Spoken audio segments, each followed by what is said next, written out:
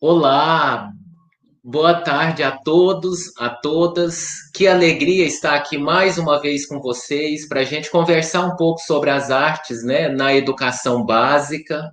Então a gente fica muito feliz em poder, né, estar recebendo os convidados que nós estamos recebendo e por poder também, né, nesse ano de 2021, comemorar os 50 anos da LDB de 1991, né, a LDB 5692/71, né, que ela oficializa o ensino das artes na escola, né, na escola pública, na escola regular.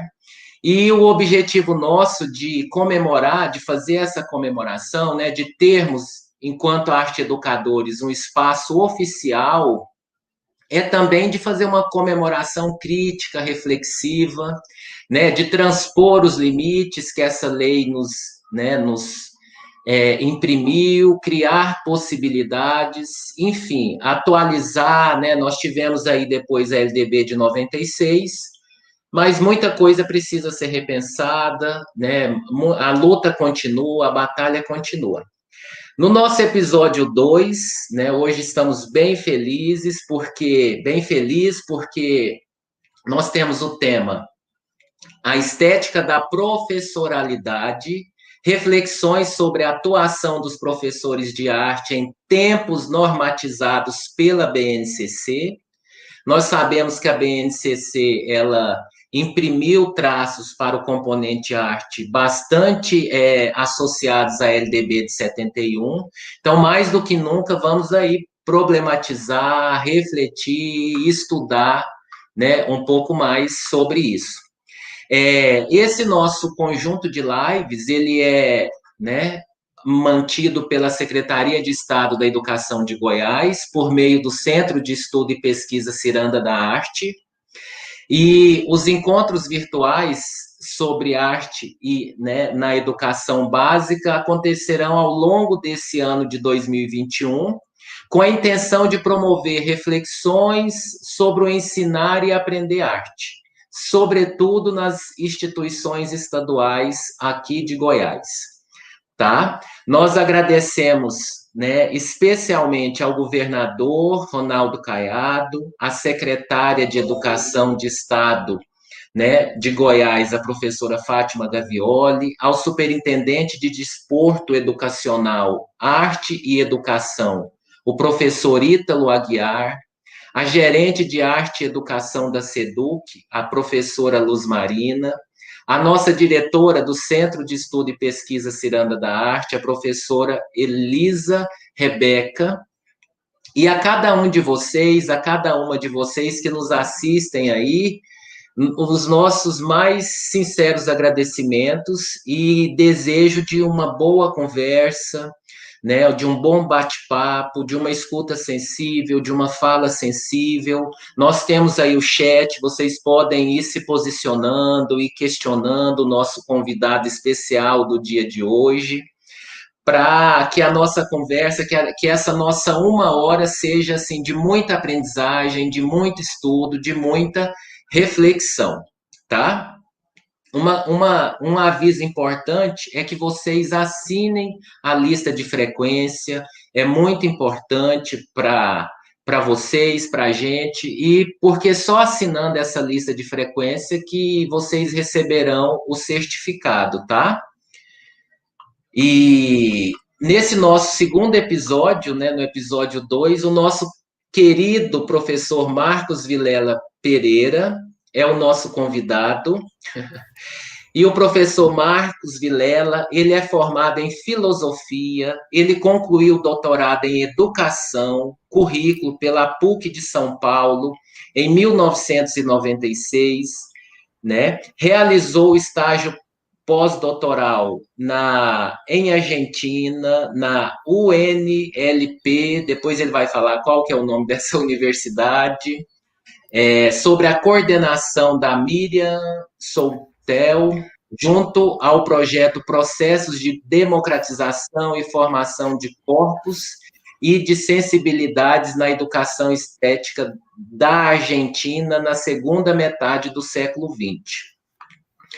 O professor Marcos atuou como coordenador do programa de educação, né, de pós-graduação em educação, foi diretor da Faculdade de Educação também da Universidade Federal de Pelotas, foi diretor do Departamento de Educação Infantil e Ensino Fundamental da Prefeitura Municipal de Santo André, atuou em diversos programas de construção curricular em redes municipais e estaduais, destacando-se a atuação nas duas primeiras versões da BNCC, junto à Secretaria de Educação Básica do Ministério, foi onde eu aproximei mais do professor.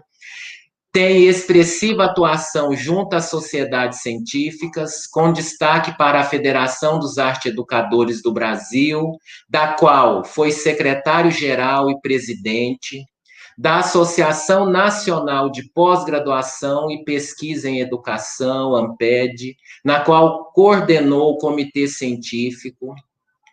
Atualmente, o professor é titular da Pontifícia Universidade Católica do Rio Grande do Sul, onde também atuou como coordenador do programa de pós-graduação em educação e foi diretor da Faculdade de Educação. Tem publicado vários artigos, inúmeros trabalhos e um livro especial, né, que a gente tem, que é esse Estética da Professoralidade, que é o resultado da tese dele de doutorado, que foi publicada agora em 2013, com algumas, né, revisões. Coordena o Centro de Ensino e Pesquisa em Contextos e Processos da Educação Básica, atua nos cursos de graduação em Pedagogia e pós-graduação em Educação, com ênfase nas políticas públicas, na didática e prática de ensino dos anos iniciais, e desenvolve pesquisas sobre políticas públicas e processos de subjetivação na formação de professores para a educação superior e para a educação básica. Colegas, professores de arte daqui de Goiás, olha a nossa honra, né, de receber um estudioso, um professor tão dedicado a discutir a educação superior, mas com especial carinho à educação básica, né, já aproximou do nosso espaço via São Paulo, né, Santo André, lá quando ele dirigiu e trabalhou com as questões de currículo. Professor Marcos, seja bem-vindo às terras goianas. É uma alegria para a gente poder conversar com você mais um pouquinho. E antes de te dar a palavra, eu gostaria de te dar um presente, que é uma leitura presente. E como eu tenho observado, como a gente tem convivido, você é um estudioso, então eu escolhi uma leitura desse texto do Larousse, no Jorge Larousse, que chama Estudar. E eu vou ler um trechinho para você, que eu achei mais parecido com você. O estudante escreve o que leu, o que, ao ler, fez-lhe escrever. Lê palavras de outros, põe-se em jogo em relação a um texto alheio. Entende-o ou não, agrada-lhe ou não, está de acordo ou não. Sabe que o mais importante não é nem o que o texto diz, nem o que ele será capaz de dizer sobre o texto. O texto só diz o que nele se lê, e o que o estudante lê não é nem o que compreende, nem o que lhe agrada, nem o que concorda com ele. No estudo, o que conta é o modo como, em relação às palavras que lê, o estudante vai formar ou transformar suas próprias palavras, as que ele lê, as que ele escreve, suas próprias palavras, as que nunca serão suas. Então, esse livrinho de poema do Larousse, eu queria te agradecer, né, mais uma vez, por a gente conversar um pouquinho e refletir sobre, né, como que fica a educação das artes em tempos normatizados por uma base. Seja bem-vindo. Eita! Vira uma responsa, vira uma obriga medonha. Depois que fala esse currículo e diz todas essas coisas que a gente faz, cria uma baita expectativa aí, me obriga a ser um negócio que é caber dentro dessa forma. Me dá muito trabalho tudo isso. Henrique, é uma satisfação poder estar trabalhando junto contigo de novo, te encontrando. Pena a gente não poder se abraçar de verdade, mas só para poder estar perto, entrando um na casa do outro dessa maneira, já é uma satisfação. Eu estou espiando aqui com um olho no padre, outro na missa, enquanto eu te olho, desse jeito legal e todas as... Do jeito como tu está me trazendo para dentro desse jogo, eu estou olhando o chat. Do lado e ao lado de muitas pessoas que eu não conheço, professores, professoras da rede daqui, tem umas pérolazinhas, assim. Tem Márcia Estraçacapa, que já se espichou na direção do meu chimarrão. Luz Marina, que também disse, adora tomar um mate, qualquer coisa. Acabei de ver Cláudia Cedras, nossa companheira de redação, de BNCC. Isso. Então, uma delícia estar com vocês também, gurias. Muito legal, muito joia. Henrique, eu acho que é uma aventura esse negócio de pautar a 5692. Na verdade, foi aquilo que tu falaste, acho que tem a dimensão bem importante que é a legitimidade do ensino de arte na educação básica. A 5692 nos ajudou a colocar como componente curricular, naquele momento era a coisa do currículo, com uma discussão muito grave, muito pesada, porque nos custou muito fazer pular a cerca daquilo que a gente tinha como uma determinação que era a arte como penduricalho do currículo. Ela não era um componente obrigatório, ela não estava ali colocada dessa maneira como os outros conteúdos, e foi muito trabalhoso, né? Foi muito difícil a gente conseguir fazer essa virada em função de uma luta que a gente carregava há mais tempo. De alguma maneira, a gente tinha essa ideia da educação artística, né? Então, a marca ainda era da polivalência, da qual a gente tenta se ver livre até hoje, mas parece que tem uma condenação, a gente diria aqui no Sul, que tem caveira de burro enterrada nesse negócio, que nos faz ficar correndo sem conseguir escapar da polivalência o tempo todo. Quando a gente acha que se viu livre, vem mais uma pedrada em cima e mais alguém inventa alguma coisa por aí.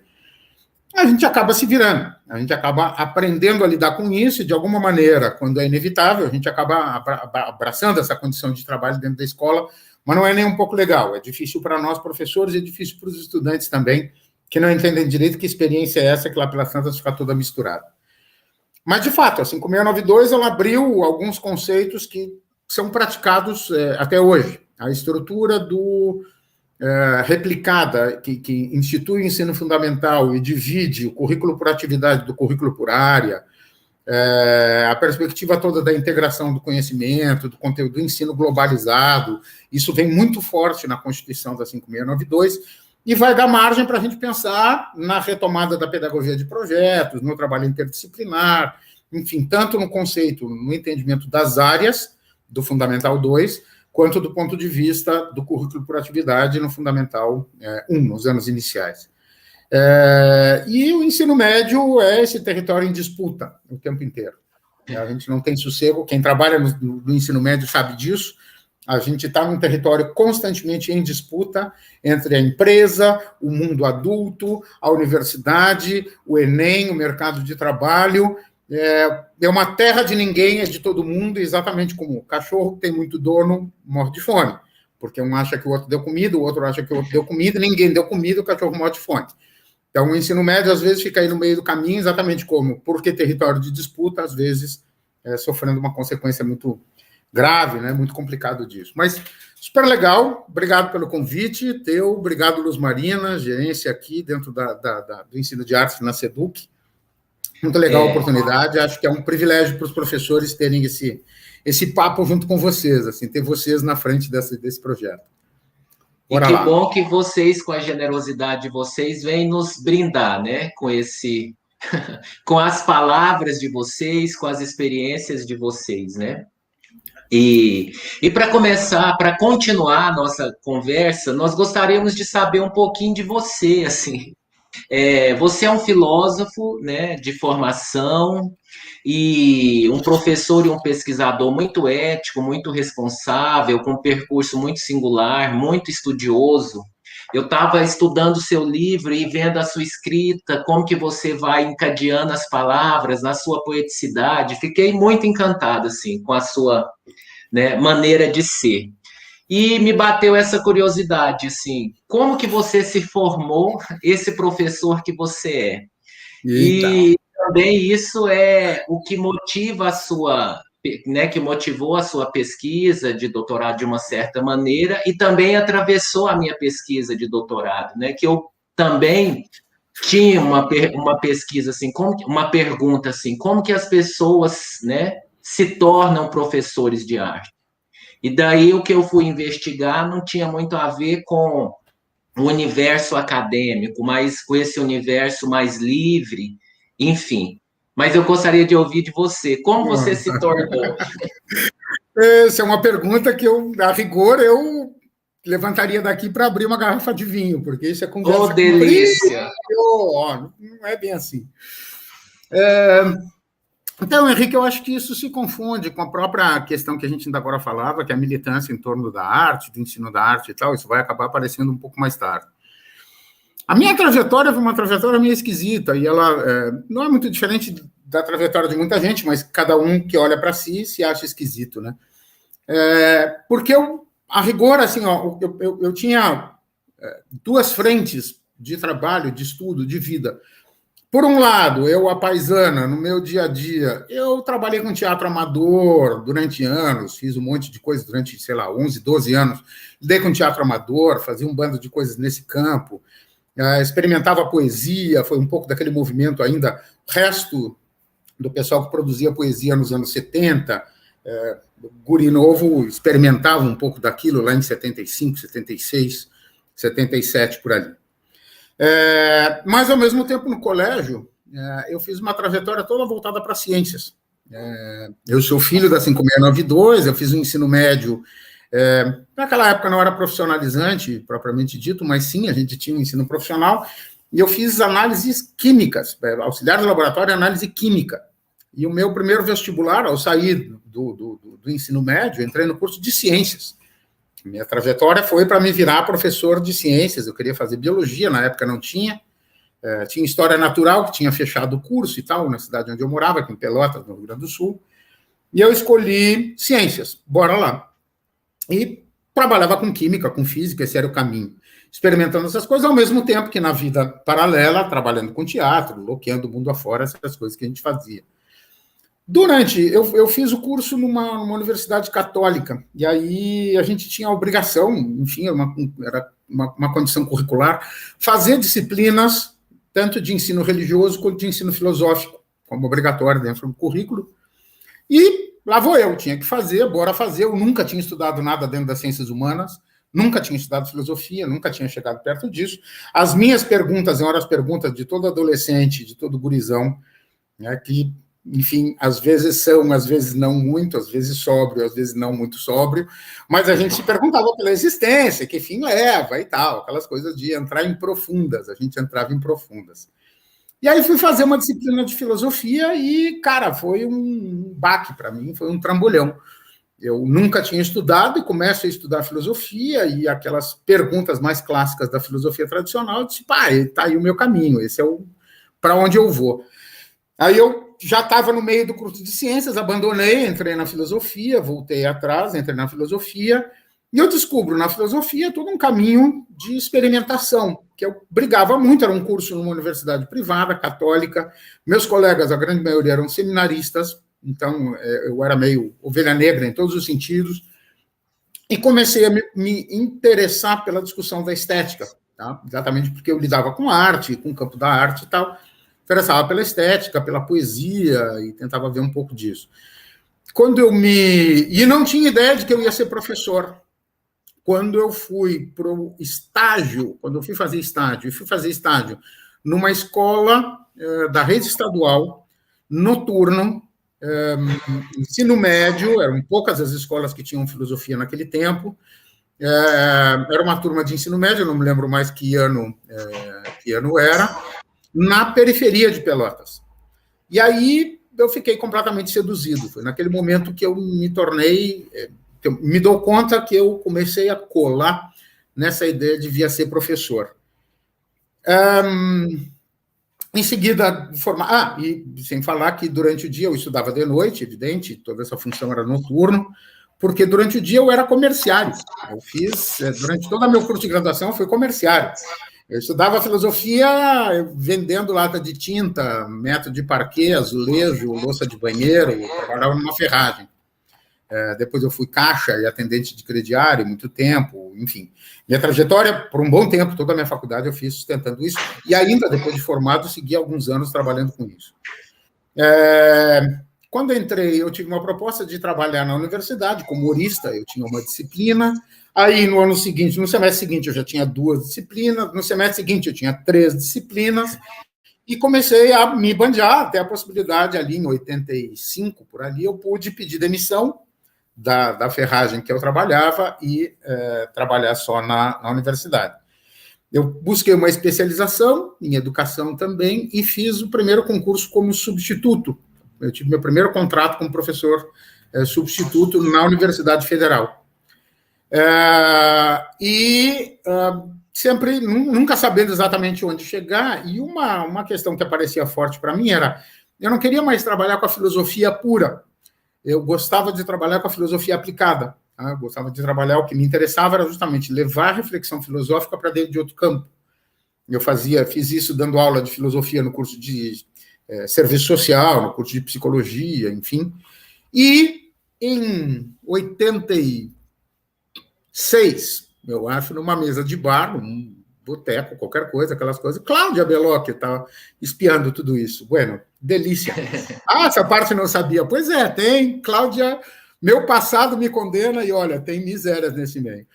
Mas, enfim, ali em 85, mais ou menos, 86, numa mesa de bar em Pelotas, eu estava com uma amiga minha, Neiva Bons, que já era professora na Federal de Rio Grande, na FURG, disse, olha, a gente está precisando de alguém que discuta a questão da estética, enfim, quem sabe, tal, alguma coisa por esse caminho, e eu me arvorei. Eu me fui para um contrato também, eu fiz uma seleção para professor substituto e comecei a trabalhar em Rio Grande no curso de licenciatura em artes. Aí a gente lá naquele tempo tinha a curta e estava começando a implementar a plena, a licenciatura plena, e junto com a Neiva eu conheci Cleusa Peralta, Zezé Flores, Fernando Mendonça, Geraldo Roberto, pessoal que já era arte educador, que trabalhava dentro da universidade, que era artista, vinha da filosofia, não tinha essas coisas todas tão organizadas, e comecei, então, aí sim, mergulhei, tive que correr atrás disso, eu fui fazer um curso de especialização em arte e educação, na época coordenado pela Malu Pupo, a Malu, que hoje, não sei se é aposentada da USP, na época ela era professora na Universidade Federal, em Pelotas, e a Malu coordenava um curso de especialização em arte e educação, eu fui dar conta porque eu precisava me habilitar, enfim, para poder trabalhar isso lá. E aí nunca mais saí. Naquele ano seguinte, 87, por ali, 87, 88, 87, eu fiquei sabendo da AGA, a existência da AGA, Associação Gaúcha de Arte Educadores. Então, conheci Ivone Richter, conheci Marli Meira, o pessoal que já era militante na arte e educação do Rio Grande do Sul, e a gente começa a se envolver com toda essa produção. E Laís Aderni, aí em Brasília, do lado, Olhos d'Água e tal, inventa aquela coisa sensacional que foi o FLAC, que foi o Festival Latino-Americano de Arte e Cultura. A gente se larga de ônibus, de Rio Grande até Brasília, para o FLAC, e na história do FLAC vem essa ideia de também pensar numa federação de arte educadores. Essa ideia ela é embrionária ali naquele momento, pensando que existem as associações estaduais, várias delas muito fortes, muito bem estruturadas, com uma certa tensão que existia entre as associações de arte educadores e tal, a Sobrearte, que era a Sociedade Brasileira de Educação através da Arte, e as escolinhas de arte. Em algumas regiões isso era uma relação super tranquila e parelha, tipo Nordeste, por exemplo, o pessoal da escolinha de arte, os arte educadores trilhavam juntos. Tinha outras regiões em que não, a coisa era bem separada entre mocinhos e bandidos. E a partir ali do primeiro, segundo FLAC, vem a ideia de criar a Federação de Arte Educadores do Brasil, né? Como uma tentativa justamente de fazer uma estrutura federada, né? A autonomia dos estados e das associações, e a federação ser simplesmente um catalisador, ser um organizador disso tudo. Na primeira gestão, então, a Laísa Derne assume, a Ivone Richter de vice-presidente, a Miriam Martins na secretaria, né? Fica nesse momento e tal. E aí, nesses primeiros anos, a gente começa a trabalhar na retaguarda, na AGA, trabalhando com a Associação Gaúcha e tudo mais, e esse movimento vai crescendo. Justamente uma discussão importante que a gente tinha nessa altura era pelo fim da polivalência, a defesa da formação do arte-educador, enfim, alguns pontos que eram muito fortes por ali. A gente tentava discutir a entrada do ensino de arte nos estados, e aí olhando para essa lógica, né? E eu estava trabalhando dentro da universidade, dentro de Rio Grande, e vinculado ao ensino de arte, portanto, começo a trabalhar junto com o grupo, e em seguida, em 90,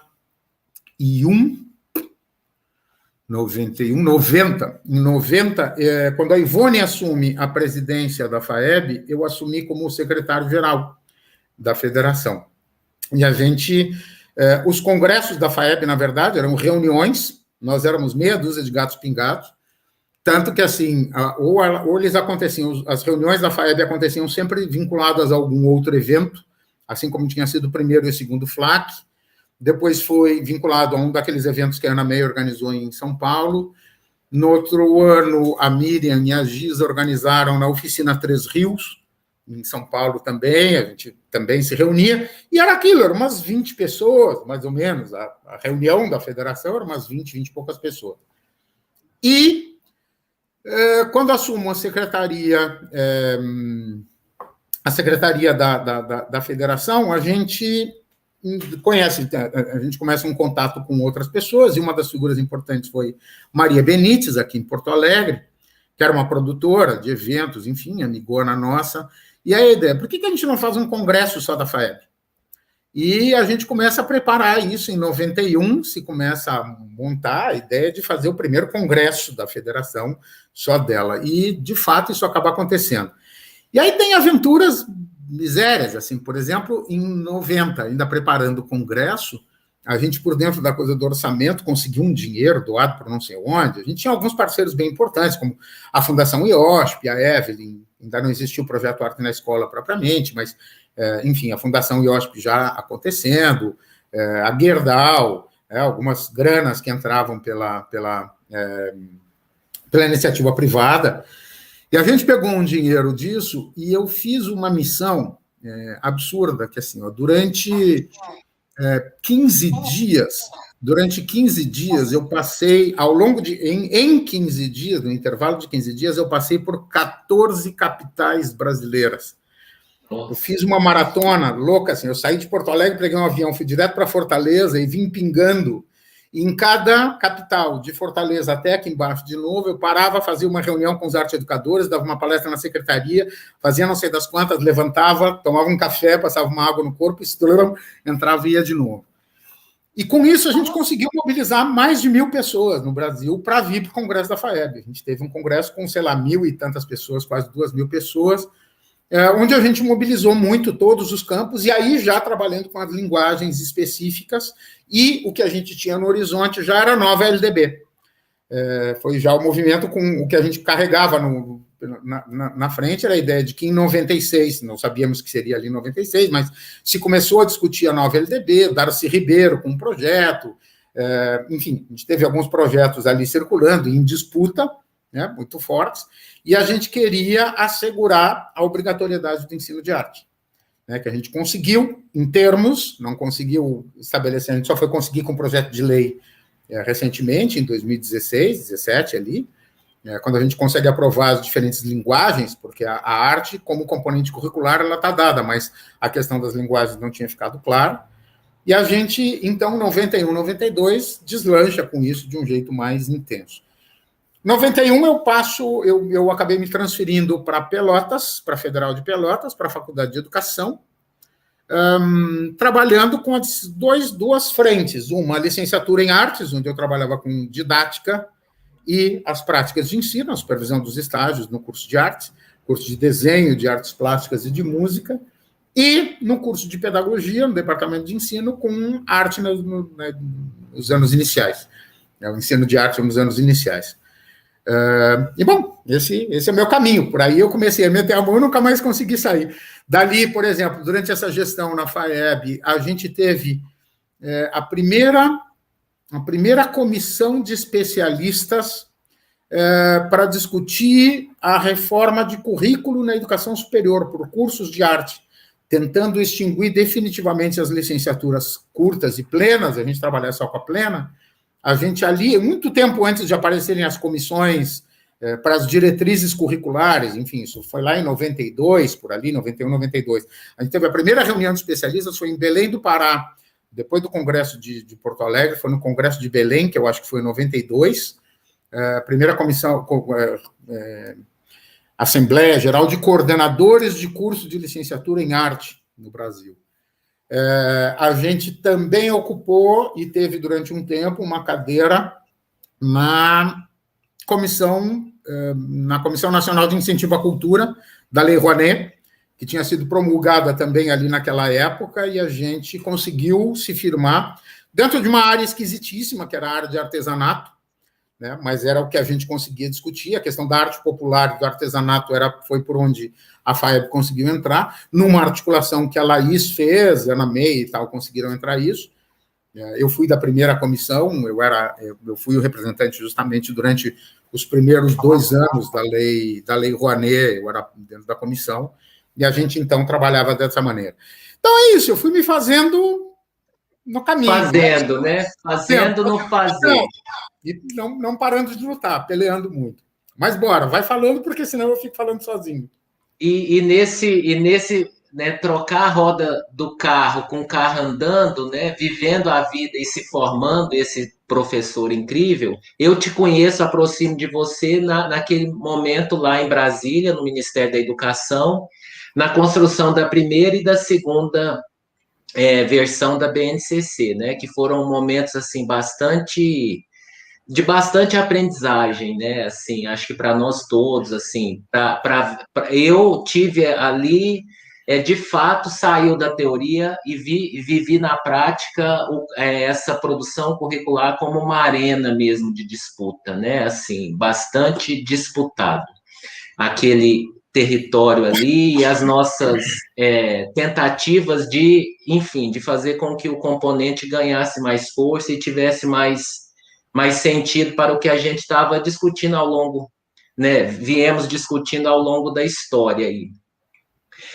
E nesse sentido, assim, eu gostaria de te perguntar, assim, porque, por exemplo, quando a gente olha para essa LDB de 71, a gente percebe que a concepção dela pensa o ensino de arte muito mais como atividade, né, do que como área de conhecimento, que em 96, a LDB de 96 já se estabeleceu, né? E daí a gente vem com essa formação, por exemplo, aqui em Goiás, nós não temos profissionais assim, alguns ainda têm a formação lá em 71, mas a maioria já tem sua formação amparada por 96, então é uma formação mais especialista, né? Licenciatura em artes visuais ou licenciatura em dança, ou em teatro, ou em música, e daí a gente tem um resultado aí de uma base nacional comum que imprime a necessidade desse profissional atuar nas 4, né, linguagens, né, as linguagens ganham o título, o nome de unidade temática, né, e nesse sentido a gente entra num conflito, né? E aí, como que a gente atende a essa normativa? Porque também vamos pensar assim, o estudante, ok, os estudantes têm o direito, né, às 4 linguagens, mas como que fica também esse docente? E agora, nesse momento aqui, dessa live, a gente discute o lado do professor, né, o lado do docente. Como que a gente, né, que jogo de cintura você já refletiu, já imaginou aí, já tem conversado que nós, professores da educação básica, podemos ter? Na tradução da base aqui, né, no documento curricular para Goiás, que a gente né, trabalhou juntos, assim, eu tive a honra de ficar à frente desse trabalho, mas foi um trabalho participativo, né, a gente envolveu vários professores de vários municípios para fazer a tradução, para fazer a reescrita, e depois o Conselho Estadual homologou o documento curricular aqui para Goiás, e nele a gente deixa algumas questões, assim, bem claras, que o Estado de Goiás, ele se orienta muito mais pela LDB de 1996, que pensa esse ensino mais especialista, né? E daí, por exemplo, aquela unidade que é artes integradas, nós não colocamos ela no documento, mas as habilidades a gente pulverizou nas 4 linguagens, as que tinham mais a ver uma com a outra. E nós estamos aí, né, assim, com esse documento nacional, né, que tem, né, que não diz isso, mas diz nas entrelinhas que devemos ser polivalentes, e nós temos um documento estadual, né, que nos garante a continuar na trajetória que a gente vem seguindo, que a gente acredita de que menos é mais, de que, né, o espaço dedicado a cada uma das linguagens na escola, né, no currículo, é a solução, e a luta continua. Né? Como que você pensa e sente assim, esse nosso conflito aqui em Goiás? Tá, eu vou tentar olhar também a questão que a Alessandra Nunes de Castro Silva pergunta também, ela dizendo que gostaria que não entendeu direito, qual a diferença entre atividade, ferramenta e área de conhecimento. Vamos ver se a gente consegue chegar nesse ponto também, Alessandra. Obrigado pela questão. Henrique, na verdade, assim, ó, a gente, é difícil dizer alguma coisa para tranquilizar os professores, tá? Não tem, ainda mais eu sou um pessimista de marca maior, eu acho que vai dar, não vai funcionar, eu acho que não vai dar certo, nós não vamos ser felizes no fim do filme, tá? Não tem happy end esse negócio. Eu acho que é uma baita de uma luta o tempo todo, que a gente tem é que pensar estratégias de resistência, de luta, enfim, que a gente carrega com isso. Por quê? Porque o campo da educação, como tantos outros, e o campo da arte em particular, ele não tem consenso. Nós operamos dentro de um campo de prática onde o consenso é algo muito raro, muito raro. É exatamente por isso que na nossa rotina, e de vocês, professores de uma rede estadual, vocês sabem muito bem do que eu estou falando. Cada novo governo que se estabelece é um novo secretário que, com toda a boa intenção de montagem da sua equipe, qualquer coisa, vira a vida de vocês de cabeça para baixo.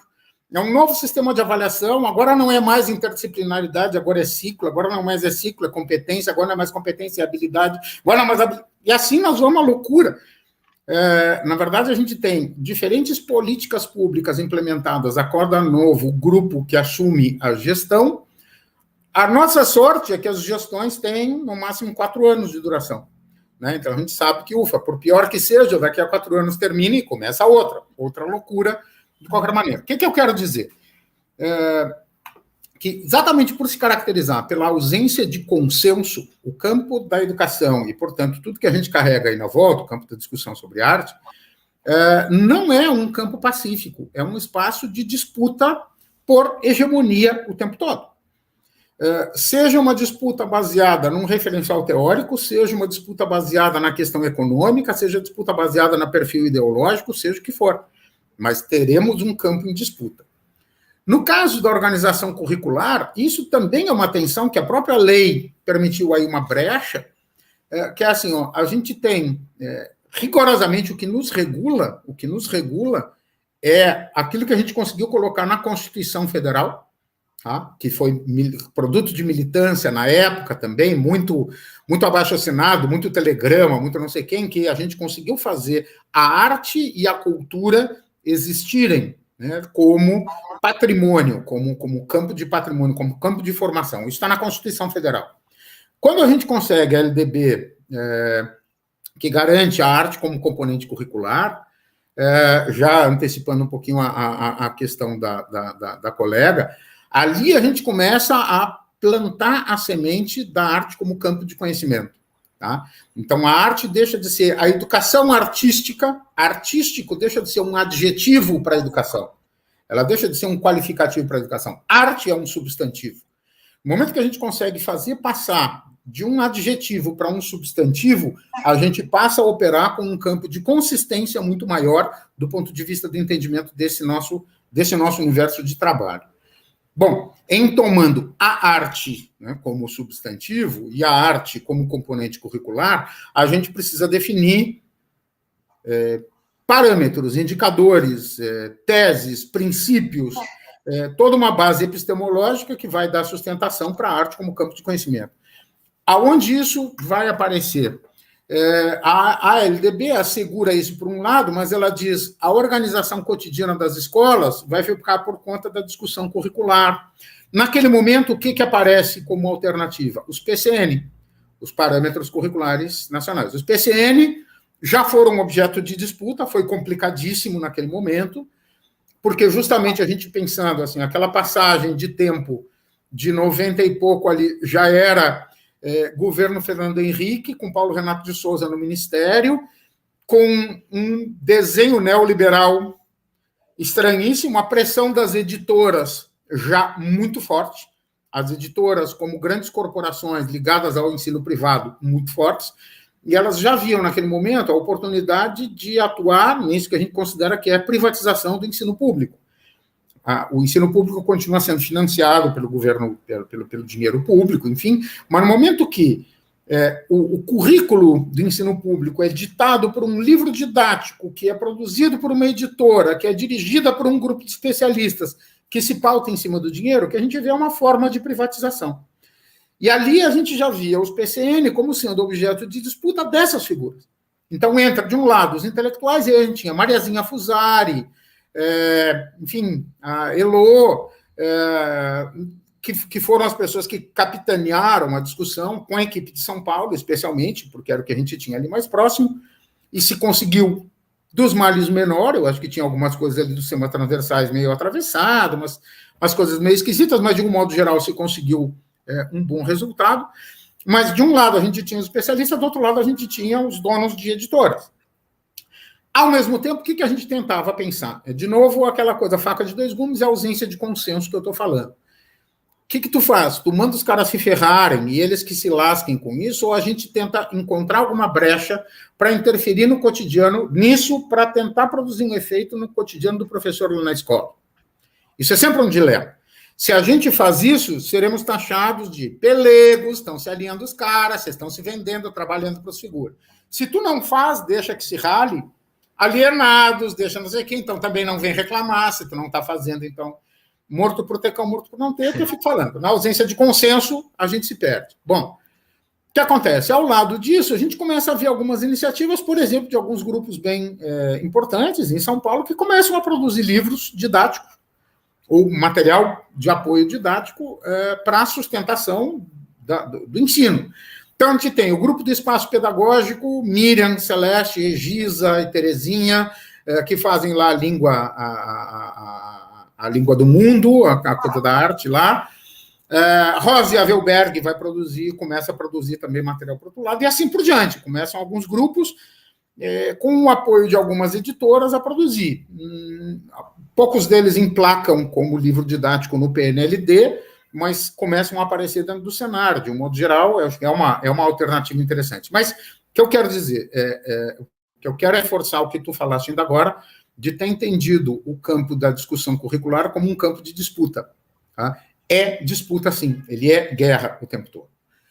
Bom, quando se começa a pensar na necessidade porque se identifica a falência dos PCN para aquilo que se tornou o projeto da educação básica do sistema educacional brasileiro, Sistema Nacional de Educação, que organiza a educação básica, que é a necessidade da reforma, que vem atrás, e aqui, 2010, depois de 2010, começa uma direção um pouco mais objetiva, no sentido de pensar nas mudanças necessárias, tanto tributárias, de toda a história das diretrizes curriculares dos cursos de graduação, a ampliação das vagas na educação superior, o ensino fundamental com 9 anos, e uma tentativa de pensar um ensino médio com outro perfil que não aquele perfil do PPT que a gente tinha antes. Aí, o debate que está colocado precisamos de uma base nacional comum curricular. Isso está dito na lei antes e tal, já estava anunciado, aí começa, como é que isso vai ser feito? Isso começa a ser feito ainda no governo do ministro Paim, quando ele nomeia justamente a Maria Beatriz Lúcia, era secretária de Educação Básica. Ali é nomada uma comissão de especialistas que começa a fazer um primeiro levantamento a partir do EMEC, o sistema EMEC de informação das secretarias estaduais e municipais, que alimentam o sistema do MEC, com as suas propostas curriculares, os seus PPPs, as suas bases de referência, tudo isso está armazenado lá no MEC. Essa comissão tira tudo lá de dentro e começa a trabalhar com isso para pensar, nós não podemos começar uma BNCC do zero, nós precisamos de um ponto de partida, e o ponto de partida será esse, começa a fazer essa mudança. Só que, um trambolhão, a mudança de governo, do primeiro mandato para o segundo mandato, sai o Paim, sai Maria Beatriz, entra o Janine. Me esqueci o nome do ministro, o Janine. Isso. Janine. Entra Janine, entra o Palácios na Secretaria de Educação Básica, com outra lógica de funcionamento. Aquela comissão interrompe os trabalhos, uma nova comissão é nomeada, e aí tem um grupo que eles chamam de assessores, né, que são as figuras que vão, sei lá, o cérebro que vai pensar isso mais diretamente, para pensar a base, e o grupo de especialistas, mais geral.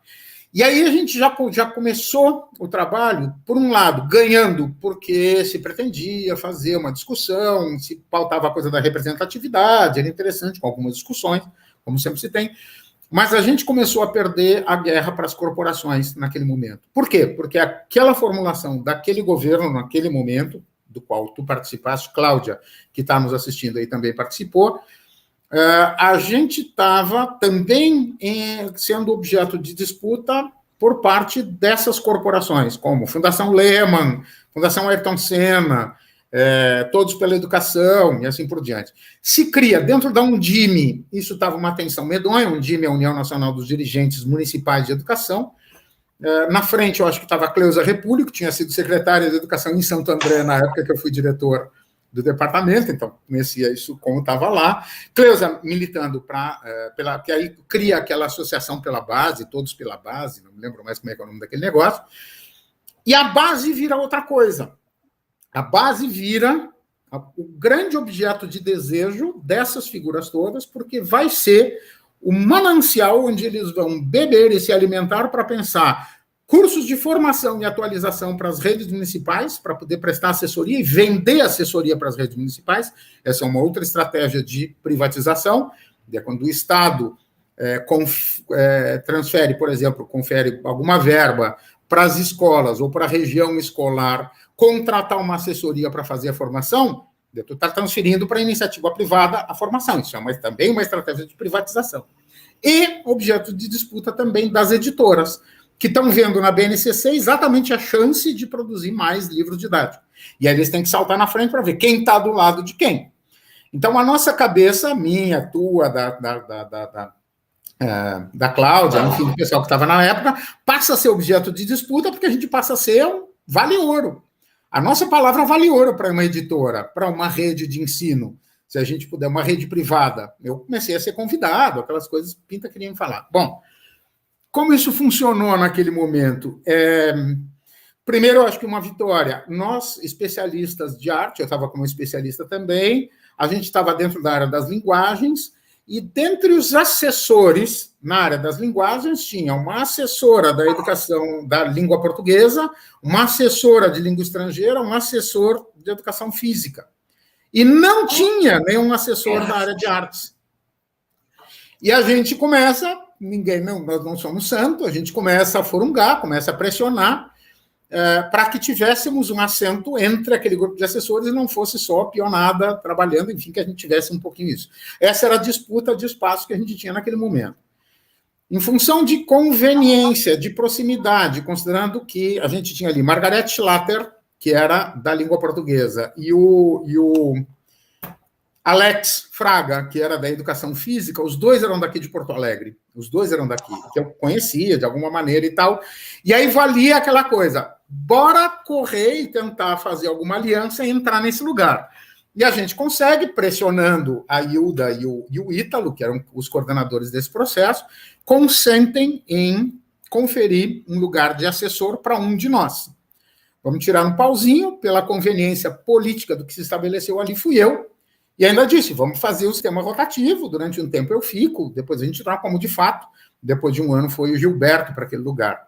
Então a gente não estava interessado no posto nem no lugar, mas na possibilidade de levar adiante a discussão. Aí entra uma outra guerra, que a gente começa a viver uma guerra no interior do próprio campo. Nosso campo também não tem consenso. E aí a gente produz a primeira versão, a gente se reúne, para quem está nos assistindo aqui tem que saber, nós fomos convocados e participamos de uma reunião em julho, e tivemos até o final de agosto para apresentar a primeira versão. Nós tivemos 2 meses para parir uma proposta curricular para o Brasil. Nós que não nos conhecíamos, que nunca nos tínhamos visto na vida. Eu não conhecia o Henrique, não conhecia a Cláudia, não conhecia ninguém. Eu conhecia o Gilberto, aqui de Porto Alegre, enfim. E a gente, de um dia para o outro, a gente teve 30 dias, pouco mais, para produzir a primeira versão. Produzimos, viemos aqui para Porto Alegre, trabalhamos como loucos dentro de uma sala, enfim, era uma doideira. Conseguimos produzir alguma coisa e a gente começa, e aí comete alguns erros. Porque, geralmente, um deles, que nos custou a pele, é assim, bom, o componente curricular é a arte, e a gente queria defender a autonomia das linguagens, da música, das artes visuais e tal. Como é que a gente escreve? Se o componente é a arte, a gente chamou de subcomponente. Quando isso veio a público, nós fomos esquartejados, pendurados pelos pés em tudo que era poste de esquina, tinha a nossa cara pintada com bigode, porque nós chamamos as artes visuais de subcomponente, isso era uma desfeita, e chamamos a música de subcomponente, isso colocava a coisa num degrau, e a gente dizia, gente, nada disso, foi o termo que a gente usou naquele momento, não adiantava nada. Segundo, a questão da dança era um objeto de disputa, também dentro da escola, muito pesado, porque as licenciaturas em dança são muito recentes no Brasil, boa parte da produção acontece nas faculdades de educação física, muitas das escolas de dança estão vinculadas à educação física, tem uma parte da dança que é conteúdo da educação física, mas a dança como linguagem, como componente propriamente dito curricular e como linguagem, tem o seu estatuto próprio, tem a sua linguagem própria, e aí entrou uma guerra. Quem é dono da dança? A educação física. Aí tinha gente deitada no corredor, tinha todo mundo pintado de preto, aí nós fomos também esquartejados, porque a gente estava sentando junto e estava negociando, porque no desenho da educação física tinha um tópico lá que falava da dança. E os caras da dança diziam, de jeito nenhum, isso é nosso. E aí, nessa disputa de quem é o filho, né, essa coisa salomônica, não tinha como resolver, como partia a dança ao meio, ficou todo mundo trombudo. Até hoje eu tenho inimigos por causa disso, por causa daquela discussão naquele tempo, que eles não conseguiram fazer mediação. Enfim, fomos para a segunda versão, também com problemas, porque se criou o tal do sistema de consulta pública, que foi uma farsa, né, e a gente estava ali naquele meio, enfim, era o que a gente tinha, mas, de qualquer maneira, era uma possibilidade de intervenção, e a gente, com base nessas intervenções, a gente foi trabalhar na segunda versão, já com a leitura dos especialistas e tal, chamamos o pessoal das entidades, fizemos algumas rodas de conversa, e aí começava assim, somos contra o governo, não queremos nos envolver nisso, então vocês não têm a nossa legitimidade. Então teve associação que não veio, não sentou na mesa para conversar. A própria FAEB não sentou na mesa para conversar, como FAEB, porque discordava do modo como a base estava sendo implementada. E é aquilo que eu digo, morto por ter cão, morto por não ter. Se a gente não vai fazer, aconteceu o que acabou acontecendo. Quando, em 2016, acontece o golpe contra a presidente Dilma, cai o ministério, cai metade do Conselho Nacional de Educação, nós, como comissão, fomos destituídos. Aí, um outro governo, que foi Temer, enfim, com toda aquela maluquice, aquela loucura que foi aquele ano, alguns de nós foi chamado para continuar o trabalho e nos recusamos, de um modo geral. O que aconteceu? Uma outra pessoa que não tem nada a ver com a arte foi quem organizou o conteúdo de arte. O que aconteceu? Aquelas áreas de expressão, aquelas formas de expressão que a gente tinha destacado, aquelas 6 tendências e tudo mais, foi para o beleléu, desapareceu, e as linguagens que haviam sido uma conquista que nós tínhamos conseguido assegurar, se transformaram unidades temáticas, e veio ladeira abaixo e a coisa despencou. Então, o resultado que sai da base, ele foi o pior possível dentro daquele contexto, mas, em certa medida, o que a gente entende? As escolas e as redes ainda têm a prerrogativa, assim como vocês aí em Goiás fizeram, vocês têm a prerrogativa de organizar o currículo. Então, portanto, vocês tiveram a prerrogativa de transformar aquelas unidades temáticas em objetos de conhecimento. E manter, uma vez que vocês têm concurso específico para diferentes linguagens, manter as diferentes linguagens separadas. Uma rede menos esclarecida, uma rede que não tem um Henrique, que não tem uma Luz Marina, se ralou. Se ralou porque virou agora, professora, a senhora vai ter que dar aula de teatro também, porque está escrito aqui na base que nos primeiros meses é artes visuais, depois maio e junho é teatro, agosto e setembro é música, e a senhora que vai ter que dar. E a gente agora tem uma nova guerra aí por trás, que é pensar onde é que a gente está tentando atuar politicamente, nos editais das redes estaduais para concurso, estaduais e municipais, né, nos editais públicos para concurso de professor, tentando fazer com que as vagas sejam dirigidas para as linguagens, assegurada a área de formação inicial. Então, a gente chega na BNCC e ela acaba sendo, ela é como campo de disputa. Eu acho que o resultado foi muito ruim, tá? Porque se já era complicado quando a gente estava naquela parada lá, não acho que a gente ia salvar a pele, nem salvar o mundo, acho que de jeito nenhum, mas era complicado, mas era razoável, porque de alguma maneira nós, lá dentro, estávamos conseguindo assegurar a integridade das linguagens no campo de conhecimento da arte. Cada uma delas com seu estatuto epistemológico. Com equívocos, todos temos. Com consenso? Não, porque não é possível ter consenso. Porque tem sempre uma disputa, quem se sente meio primo pobre, e aí todo mundo fica bravo com as artes visuais, que sempre tem mais aula, que sempre tem mais campo, que tem pia na sala, mas eu não tenho um palco para ensaiar o teatro. Então o pessoal das artes sempre consegue, das artes visuais consegue, a gente do teatro não consegue. Enfim, tem as disputas que acontecem, mas a gente foi conseguindo. Então, durante um tempo a gente conseguiu, só que com a nossa saída, isso despencou. Eu acho que a gente foi bastante derrotado dentro dessa lógica. Desculpe, me larguei falando mais uma vez. Foi maravilhoso, professor do céu. Olha aqui, nós temos no chat um tanto de questões interessantes. A Lana Silva, por exemplo, ela disse que participou desses encontros da FAEB na década de 90. A Roxane Torres está dizendo que é muito bom relembrar a história de luta da educação em arte e te parabeniza, também me parabeniza. A Alessandra, que você já respondeu a questão dela. O Joy Jepp, polivalência, herança da ditadura militar. Então, e ele continua, ou ela, né? A lei promulgada em 2016 sobre a obrigatoriedade do ensino das linguagens não garante que o profissional formado atue na educação com sua própria linguagem, garantindo ao estudante estudar, experienciar com profundidade. Então, ela vem, né, colaborando com a nossa reflexão. Henrique, deixa eu responder uma coisa. Me dá licença, atravessar, claro. Desculpa te atropelar. O Joy, acho que é o Joy, está fazendo uma pergunta, que é quem embasa 6 dimensões de arte na BNCC? Rapaz, tem um artigo assinado por mim e pela Luciana Loponte, em que eu conto um pouquinho isso e apresento isso, está num livro, depois eu passo para o Henrique e ele socializa com vocês. Um livro publicado pelo pessoal de Mato Grosso do Sul, em que a gente apresenta essas 6 dimensões, nós inventamos. Nós, os especialistas, nós os 9, naquele momento éramos 9, não me lembro mais, Henrique, agora a conta direito, mas no artigo eu mostro passo a passo de como a gente partiu da formulação dos objetivos para a arte, para depois estabelecer dimensões abertas para o ensino de arte nas diferentes linguagens, e essas dimensões abertas, que eram vinculadas aos objetivos, nós decidimos nomeá-las. E ao nomeá-las, nós acabamos propondo uma certa ordem. E aí, na segunda versão da BNCC, a gente deixa claro que a ordem não é uma hierarquia, ela é uma ordem, ela é um arranjo possível, e que o desenvolvimento seria, ele não é simétrico, Tá? O desenvolvimento dessas dimensões não é simétrico, depende do adiantamento, depende do projeto pedagógico. E nesse artigo eu consigo mostrar um pouquinho a gênese dessa discussão e a conceituação que a gente fez para cada uma delas. Nós não temos um autor de base, não foi com base em fulano de tal, com a teoria de tal do outro país, não sei o quê.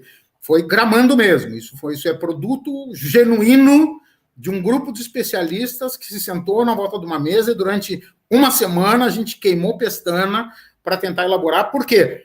Porque não nos serviam os modelos, nem a abordagem triangular, nem a proposta não sei o quê, quadrangular, nem o 5, nem o primeiro. Não. O que a gente tinha não nos servia para organizar o ensino de arte. A gente entendia que precisava de uma coisa mais operacional, mais operativa, que funcionasse na mão do professor, e não como conceito. E a gente imaginava naquele momento que essa seria uma alternativa importante, isso. Então, depois eu passo para ti, Henrique, acho que tu consegue socializar. Isso é a formação da sensibilidade, né? Você já me passou. Aqui em Goiás nós já trabalhamos ele em alguns grupos. Daí eu até perguntei ao Fidelino se tem como postar agora no chat, porque se tiver eu já passo pro zap dele. Né? Que é muito bom mesmo esse processo, entender que você faz um percurso também da lei, né? Acho que de algumas leis que vêm assegurando o ensino das artes, que não assegura, e daí desemboca lá em como as 6 dimensões do conhecimento foram produzidas por nós. Nós já estamos... pode falar, claro. Não, eu estou seguindo, assim, os guris estão perguntando como trabalhar todo o conteúdo em apenas uma aula. Não se trabalha conteúdo todo numa aula. Tu não tem que fazer da escola e da tua rotina na sala de aula uma gincana para cumprir tarefa. Currículo não pode ser tarefa de gincana. Tu tem que ter uma proposta, e uma proposta de formação da sensibilidade. O ensino de arte na educação básica não existe para formar artista, ele existe para formar sensibilidade, para produzir, para proporcionar situações de experiência estética para as pessoas. Então, portanto, o pouco que tu consiga, que seja com consistência, que isso terá um produto, terá um efeito sobre a formação dos estudantes muito significativo. Joy Diap também, Joy diz, se eu considero essas 6 dimensões uma abordagem pós-modernista. Cara, eu sou avesso a esses nomes, tu vai ver as coisas que eu escrevo, assim, não, é o que um grupo de especialistas acaba pensando. Se tu entenderes o pós-modernismo como o fim das grandes certezas, o desaparecimento dos consensos, a impossibilidade dos grandes discursos explicativos, tá valendo. Por quê? Porque são 6 dimensões precárias, parciais, provisórias, que a gente coloca em funcionamento. Então, se essa precariedade, essa provisoriedade estão valendo como pós-moderno, vale como pós-moderno. Se não valer, aí inventa outro nome, bota nisso, não tem mistério.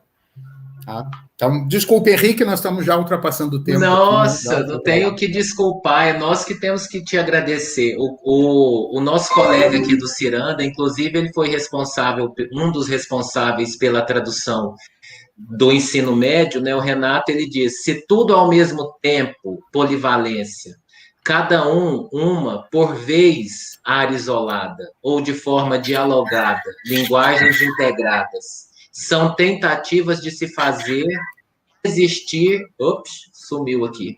São tentativas de fazer existir no campo hegemônico de disputas da escola. Acho que tem a ver com o que você disse mesmo, né? Que não temos consenso, né? Ainda não temos, mas o que a gente precisa é procurar mesmo esse consenso para a gente continuar existindo na escola, porque senão daqui a pouco a gente nem existindo mais. A Fernanda diz que formar sensibilidades, palavras necessárias para o momento. Não vamos esquecer de preencher a lista de frequência para os certificados. A professora Márcia Strazacapa te agradecendo muito, disse que foi muito bom te ouvir. E em junho nós teremos a professora aqui com a gente, é ela a nossa convidada para junho, para o nosso bate-papo. Então ela já veio esquentar, não é, professora? Que joia. Uma grande amiga nossa. Henrique, eu quero deixar... Pode falar. Te dizer e deixar claro para os professores que eu não sou muito de confiança na coisa da frequência de escrita e tal, mas podem ficar à vontade para me escrever. Tu tens o meu e-mail, tá? E a gente pode continuar essa conversa, continuar esse papo, trocando ideias, enfim, por e-mail, não tem problema. Eu sou bom de escrita e tal, demoro às vezes para responder, mas eu respondo. Então, assim, se algum professor tiver vontade de seguir batendo papo, quiser trocar material, contar história, podemos continuar conversando por e-mail. Depois tu passa adiante para todo mundo. E Márcia e Cláudia, um cheiro para você também. Márcia, uma delícia te encontrar, sempre. A Cláudia é uma querida, foi uma amiga e tanto que eu conquistei lá e que a gente não desgruda, né, Cláudia? Então, olha, a todos vocês, o meu muito obrigado por ter participado conosco nessa live, nesse momento, a gente repensar e conhecer a nossa história, né?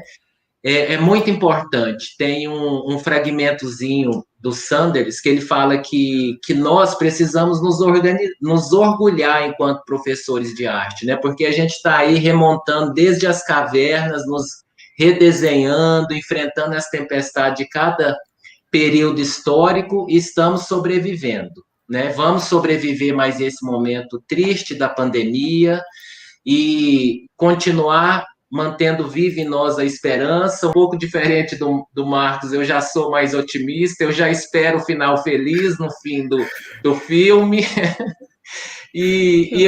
Marcos, eu te agradeço muito, muito, Eu que muito, agradeço, você sabe. cara. Muito bom te ver, muito bom estar contigo, um prazer. Isso, a gente vai seguindo aí nos encontros, quem sabe nos outros sonhos, nos outros projetos. E mais uma vez a gente agradece ao governador Ronaldo Caiado, à secretária de Educação do Estado de Goiás, a professora Fátima Gavioli, ao superintendente de Desporto Educacional, Arte e Educação, o professor Ítalo Aguiar, a gerente de arte e educação da SEDUC, a nossa querida Luz Marina, maravilhosa, assim, um exemplo de luta arte educativa que a gente tem e que a gente tem a honra de caminhar junto com ela. A nossa querida também diretora do Ciranda da Arte, a professora Elisa Rebeca. E a vocês. E a gente fica muito feliz com o carinho de vocês aí no chat e até junho com a professora Márcia Strazacapa. Um abraço a todos e todas. Um abraço a todo mundo. Obrigado.